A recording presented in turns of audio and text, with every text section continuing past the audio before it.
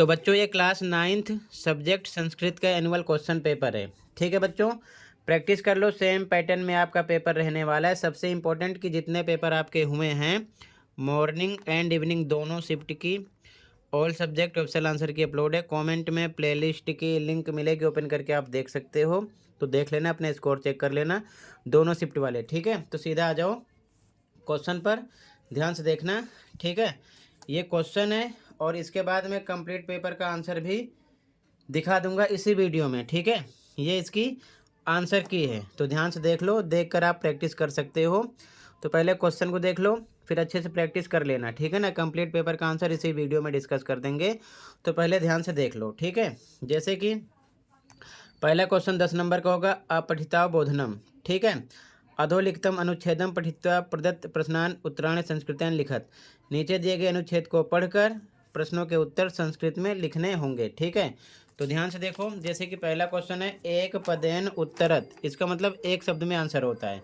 ठीक है, केवलम प्रश्न द्वयम, कोई दो करने हैं, 3 दिया गया है। जैसे कि पहला गुरुकुलम कस्मिन प्रदेशे आसीत। ठीक है, तो देखो इसका आंसर यहाँ पर मेंशन किया गया है, मेरु प्रदेशे कस्मिन ग्रामे एकम गुरुकुलम आसीत। तो एक शब्द में आ गया मेरु प्रदेशे, तो एक शब्द में ऐसे ही लिखते हैं। ठीक है ना आंसर। तो पहले क्वेश्चन देख लो, इनमें से दो करना है, फिर पूर्ण वाक्य नहीं, इसमें पूरी लाइन लिखना होता है। जैसे वैद राजा किम अपृक्षत, वैद राज ने क्या पूछा था।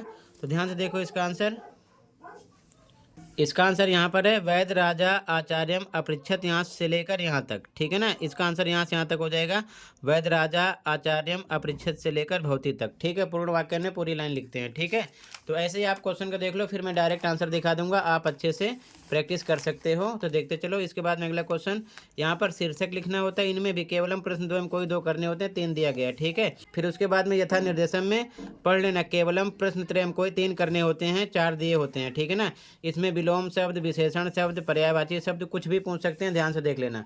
तो क्वेश्चन को देखते चलो, फिर कंप्लीट पेपर के आंसर को डिस्कस करेंगे।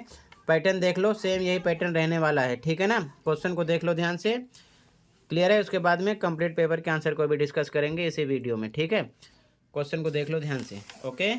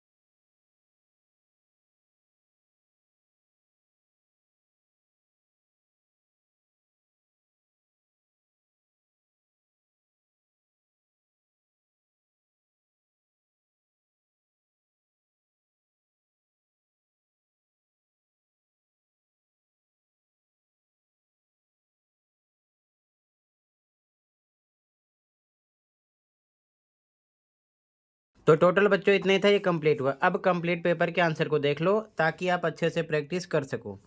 ठीक है, तो आंसर को देख लो कंप्लीट पेपर के। ठीक है, ध्यान से देखो आंसर को। इसी प्रकार यहाँ से खंड का स्टार्ट है, इसी प्रकार सभी पेपर के आंसर अपलोड हैं, चैनल पर देख सकते हो। तो देखते चलो।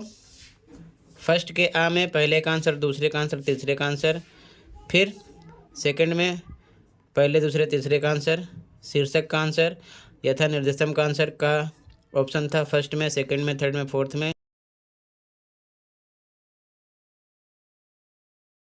यहाँ पर मेंशन किया गया है। ठीक है, आगे देखो, सेकंड का आंसर, थर्ड का आंसर